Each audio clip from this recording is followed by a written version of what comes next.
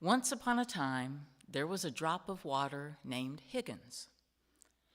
Higgins was no ordinary drop of water. He was a drop with a dream. Higgins lived in a valley where it had not rained for a very long time. So all the lovely green grass was turning brown, and all the beautiful flowers were wilting, and all of the trees were starting to droop. Higgins had a dream that one day the valley would be a beautiful place again. But what could he do? After all, he was just one drop of water. One day, Higgins decided to travel and tell others about his dream. All the other drops listened very politely, but no one believed his dream would ever come true. Higgins, said one, "Get your head out of the clouds. You can't spend your whole life dreaming." Higgins decided that he had to do something to make his dream come true, so he began to think and to think and to think. One day, he was walking by an old rusty bucket, and he had an idea. If enough of us drops of water got together in this bucket, Higgins thought, there would be enough water to sprinkle on a few flowers to help them grow and become beautiful again. Eagerly, Higgins told everybody his great idea, but everybody just thought he was being foolish. "That Higgins, he's nothing but a dreamer," they said. Higgins decided he had to do something to convince all of the other drops that he was right. So he said to them, "I don't know about you, but I'm getting in the bucket, and I hope some of you will join me. And then there might be enough water to help at least some flowers grow beautiful again." So Higgins, he ran as hard as he could, and he hopped way up in the air and landed with a kerplunk in the bottom of the bucket. And there he sat, just one drop. For a long time, Higgins was very lonely, and it seemed like no one else was going to join him.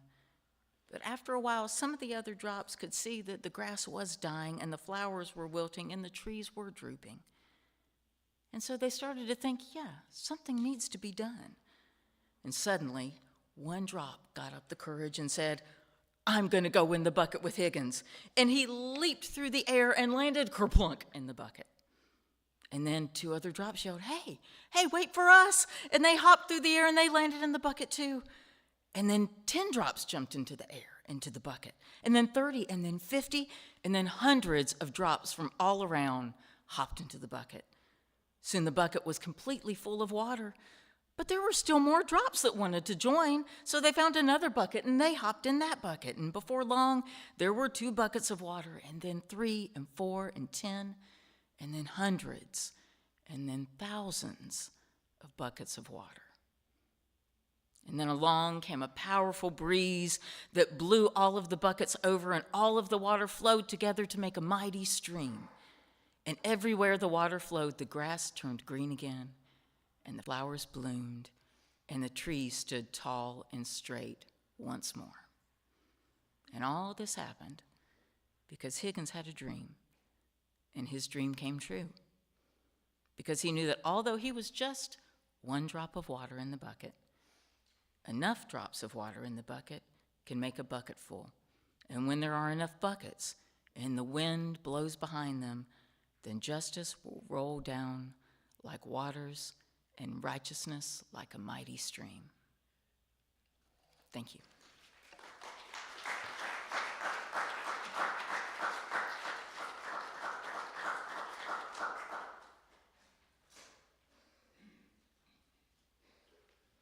Thank you, as always. The quote toward the end, of course, was credited to Dr. King. Let you know that Chris Bice, the minister who wrote the story, was also there during the Knoxville shootings. So Chris has lived through a lot, his people even more. So let us slip a couple places. I was raised in part evangelical tradition. My old man had me in bars on Saturday morning. Mom had me in church, and I said, yesterday, Marion, my stock line is, what could I be but a Unitarian Universalist? I'm raised on a bar stool, taken to the church. I have come to the right place. So that's my story a little bit, at least. One of the things I miss about that tradition, and I don't know for sure they're even doing it, but every fall we would do in gathering. That meant school was over. People were finished traveling. And when we get together, it was pretty much, you're not the only folks who do grits. Trust me, this is an hour and a half way north. So it started with almost the grit table. And we worked our way to the sweet tea table, of course. They were connoisseurs. And you know chicken's coming next. So as a kid, it was like these people actually like each other. What a gift to be someplace where people knew each other and liked each other anyway. What a beautiful thing. So I carry that with me when I think about that tradition. I get a little bit hackled when folks go out of their way to stereotype and generalize folk in that tradition. That was not my experience. They put up with me in lots of ways, including drums, I might add. So let's talk a little bit about what it was like then, and for all I know, is still happening. Right about now, the preacher is winding up his morning sermon. He's probably transitioning to the altar call, during which time he'll invite the lost to confess their sins and invite Jesus into their hearts. This will not be lost on many of the assembled faithful, but some significant number, though present in body, will have already left the building, because today is homecoming in that little congregation, the long tradition of an earthly feast in which a feast that only can be matched the other side of this plane. Only heaven can feed you, as what happened on those tables. It's a scene right out of that Lyle Lovett song where the folks are praying in earnest. The preacher will just wrap it up so they can get at what is, year in, year in, out, the best fried chicken in the county. So once the service concludes, nobody's sticking around. They will wedge themselves into cars and trucks and vans, nearly all of them American-made, I might add, and make the 3-mile trek to Hickory Grove. Now, were you to drive by that place, you'd little appreciate its significance in the low church liturgy of Trinity Wesleyan Church, Oak Hill, Ohio. The clapboard building, centered in a circular drive, 2 bare wood shelters, and 4 potties. That doesn't sound right. Portable potties. The latter modern. The latter is a modern update, by the way, because when I first started, they were wood and they were moon adorned, if you know what I mean.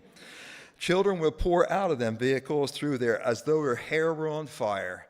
The more youthful and ambulatory will assist their elders. The youth will set up shop several yards from all this and talk in hushed voices about things only they can understand. And soon after, the food and the drink will miraculously appear. The mostly women will sort out the meat from the vegetables, from the desserts. Somebody will corral the preacher and tell him it's ready, get a move on. The church pillars will begin to hush the grown-ups and admonish the children to be quiet. The pastor will get up and offer to God his heartfelt thanks for abundance in a hungry world, fellowship amidst so much loneliness, love despite so much hate. And then it's amen all around, the signal to dig in, to have at it, like a checkered flag at a NASCAR race. Pigs at a trough would be embarrassed by what's going to happen next.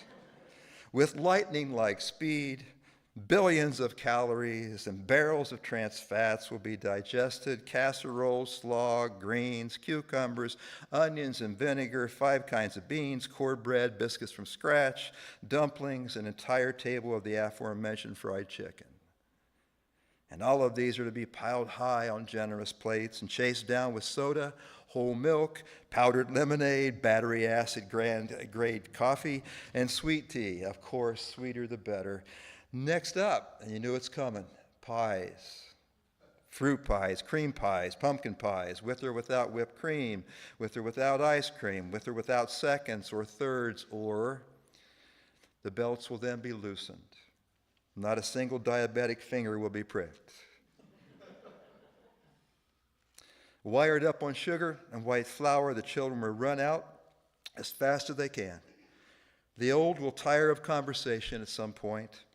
They'll settle back to nap, Reds on the radio.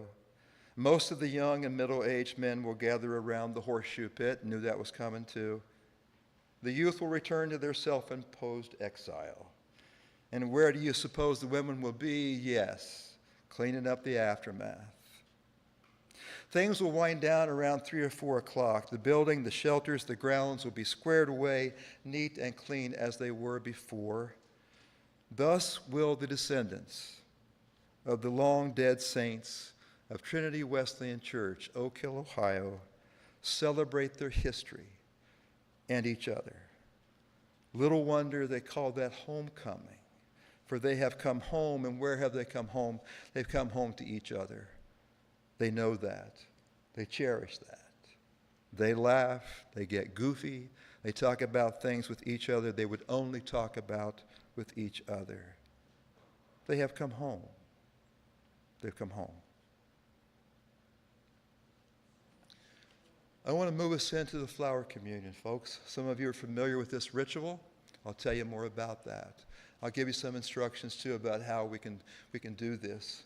Just one plea, and that plea is, can we not turn this into pouring water in a bowl? Can we do what they did at homecoming and look at each other and say, this is coming home. It's not just homecoming, it's coming home. There's a difference between the word and the sentiment and the extension to each other. There's a difference between entering the ritual and seeing that water, which is precious and overflowing too many places. That's a whole different thing. But to be able to look at that ritual and say, we have made that water holy. It's striking the evolution of this yearly ceremony, begun in 1980 as a part of a women and religion gathering. The water communion was created to ritualize the bonds between women the world over. As described at the time, the water symbolized the birth waters, the cycles of the moon, tides, and women, the solidarity with women globally. As women, the world all over traditionally draw and carry water. But most of us who encountered the communion from that time can attest that it soon morphed into an ingathering centered around small amounts of water gathered over the summer months. Folks came forward. They described where the water was collected and poured it into a common bowl. When I came into our denomination, I had great trouble with this ritual. And that's because I had counseled not too long ago a single mother whose only version of water was to be able to get that which donated to her and her kids. And then there were folks who had been to France that summer and brought waters back.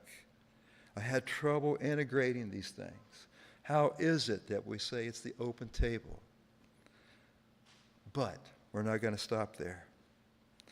What I learned was that the bowl symbolized sojourning, that it had to do with walking paths, to return to the beloved community that for all their leave-taking perhaps, and maybe some of their journeying, they had returned back to the embrace of a particular place and a particular people. They understood they could be anywhere at that point. They could be many places at that point, but they chose to be together. That was the background of the communion.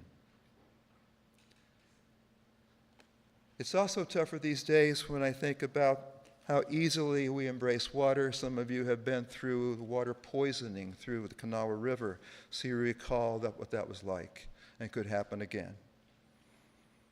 We know there is water in places where it should not be, at least in those amounts. And we grieve especially for our UU friends and cousins who are right now trying to put their churches and synagogues back together. We know that there are places that are dry. In my state alone, there are, of the 88 counties, there are 86 in some version of drought. So we should not take this thing lightly, is my point. Not the damper, but let's be realists. Let's honor those people who are suffering as we get to enter this ritual. And so it is that the communion has become more sober of date. I would say we've gone deeper. That's what we've done. We've taken stock of the world. We've taken stock of privilege. And now, as we pour these waters together into a common bowl, you and I have the luxury, not only to be able to pour water, but to do it together. So let us take this to heart. Just a couple more things. As you come forward, I also invite you to share memories around water. Here's a good example. Jackson Lake outside Oak Hill, Ohio, is a place that is holy to me. So when I enter the communion, I go back to the days that lake took care of me, and later on, I was able to help take care of that lake. So that's where I'll be thinking about Jackson Lake. I invite you to do a little bit of thinking right now around water. If there are particular places you've been, if there is simply the nurturance that you were able to get up this morning and have a drink of water, then whatever it be, I leave that to you. Bring your burdens to the table. Bring your memories to this table. Bring your brazen hallelujahs to this table. Come be part of the Water Communion 2024. Few guidelines. Please feel free not to take part in the ritual for any reason. This is not about challenge. This is about invitation.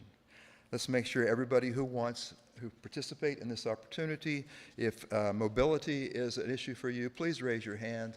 We'll make sure that we bring the water to you so you may pour into the common bowl as well. We'll begin with the back row and work our way forward. If you brought water to add to this bowl, please do so. There are pitchers for your use in case you did not bring water and want to participate. Caution, I've been here a few times before. Be right with you. We're good. We're good, Tammy.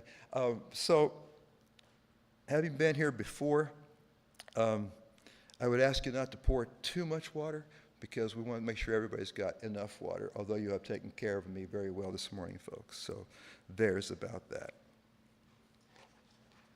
So with those memories of water in our hearts, I invite you to come forward for the water communion, beginning with the back row. Would you please come forward as you will?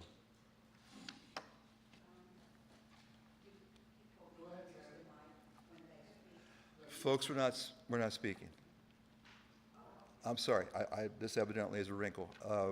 We're not doing that. What I ask you to do is come forward and pour the bowl. That's the reason for the memory. So thank you. Sorry for the curveball.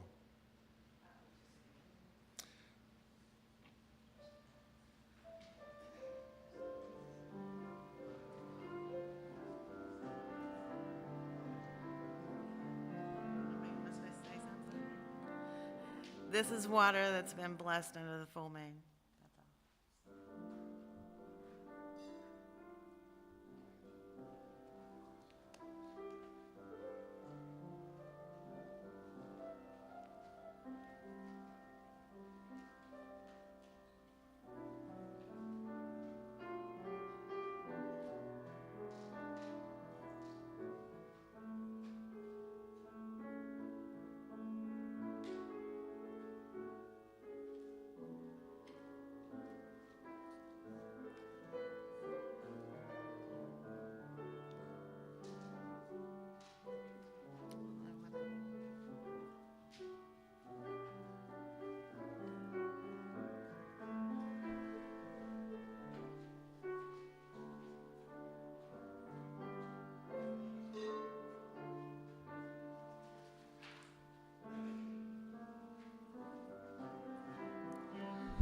I pour symbolic waters from Twin Lakes up in Pike County.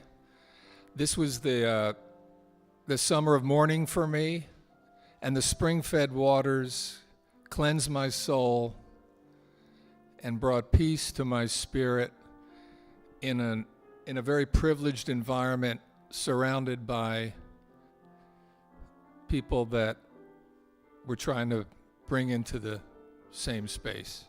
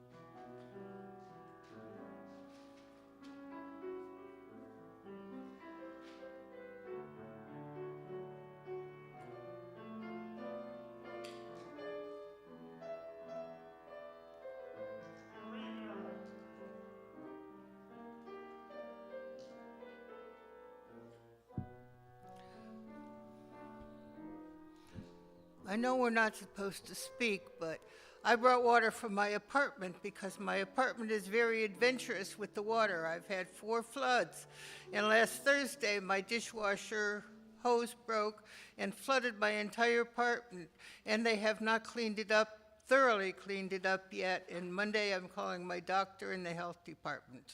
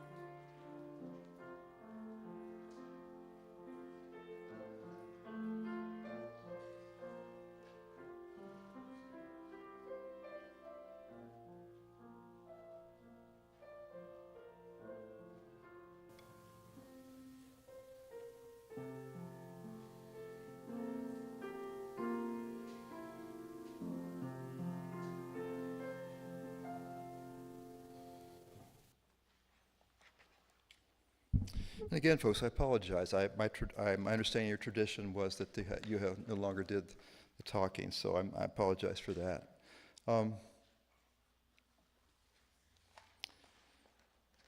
Back to the psalm we're going to finish singing. We're going to sing the 4th verse.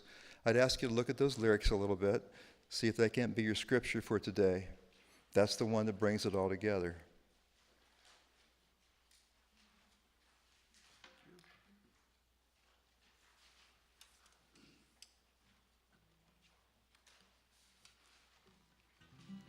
I invite you to stand as you're willing and able.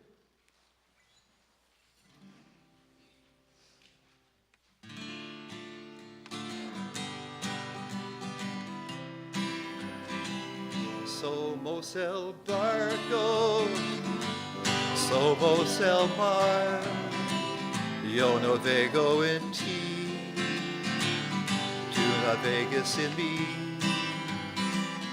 We are the boat, we are the sea, I sail in you, you sail in me. So with our hopes we raise the sails to face the wind once more. With our hearts we chart the waters never sailed before. Somos el barco, somos el mar, yo navego en ti, you navegas en mí. 'Cause we are the boat, we are the sea, I sail in you, you sail in me, I sail in you, you sail in me. Thank you. Please be seated.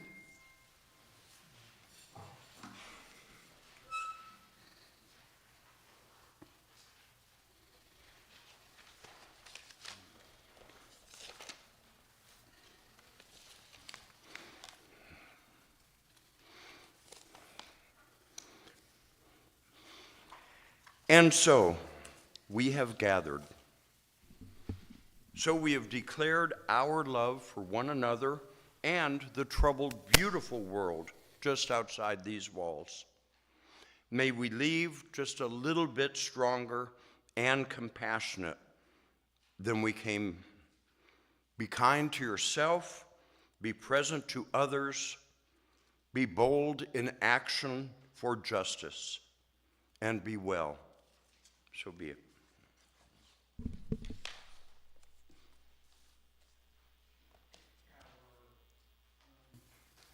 Go now in peace.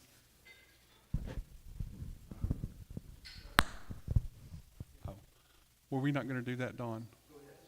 Okay, sorry. Okay.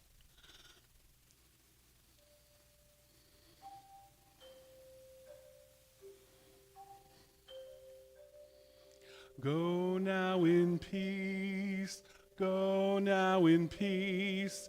May the spirit of love surround you everywhere, everywhere you may go.